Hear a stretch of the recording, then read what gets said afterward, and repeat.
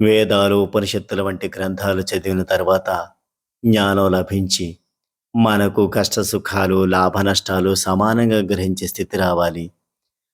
అటువంటి స్థితికి చేరుకోవాలంటే బాబా ఆశీస్సులు వేడుకోవాలి.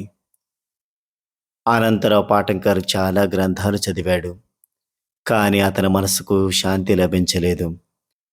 అప్పుడతడు షిరిడీ వచ్చి, బాబా, నా పుస్తక జ్ఞానం అంతా నిష్ప్రయోజనం.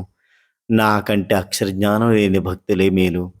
నీ చల్లని నీడలో వారంతా ప్రశాంతంగా జీవిస్తున్నారు అన్నాడు.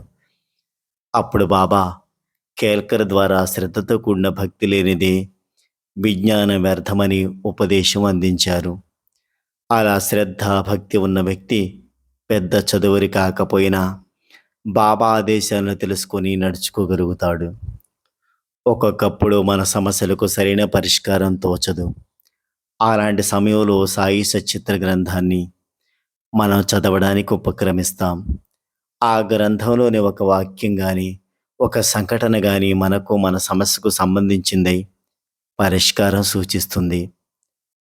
బాబా నన్ను నడుపుతారు అనే నమ్మకం ఉంటే ఒకే ఒక్క పదం బాబా స్వరం నుంచి మనకు స్పష్టంగా వినపడి దారి చూపుతుంది.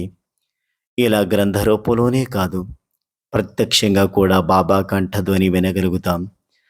బాబా సమాధి చెందిన చాలా కాలానికి సన్యసిద్దామనుకున్న వామనరావును సాయి శరణగా పేరు మార్చుకో అని ఆజ్ఞాపించారు బాబా. అప్పుడే కాదు, నేడు కూడా బాబాను ప్రత్యక్షంగా దర్శించి మాట్లాడే భక్తాగ్రేసులెందరో ఉన్నారన్నది ప్రత్యక్ష అక్షర సత్యం. కాబట్టి మనమందరం కూడా మన సమస్యలకు పరిష్కార మార్గం చూపే సాయి సచిత్రను పఠిద్దాం. మనకేదైనా సమస్య వస్తే సాయి సచిత్రలోని ఒక వాక్యం కానీ, ఒక అధ్యాయం కానీ, లేదా ఒక సంఘటన కానీ భక్తి శ్రద్ధలతో పారాయణ చేస్తే సాయే మనకు మన సమస్యకు దారి చూపిస్తారు. జై సాయిరాం. నిరాశలో గాని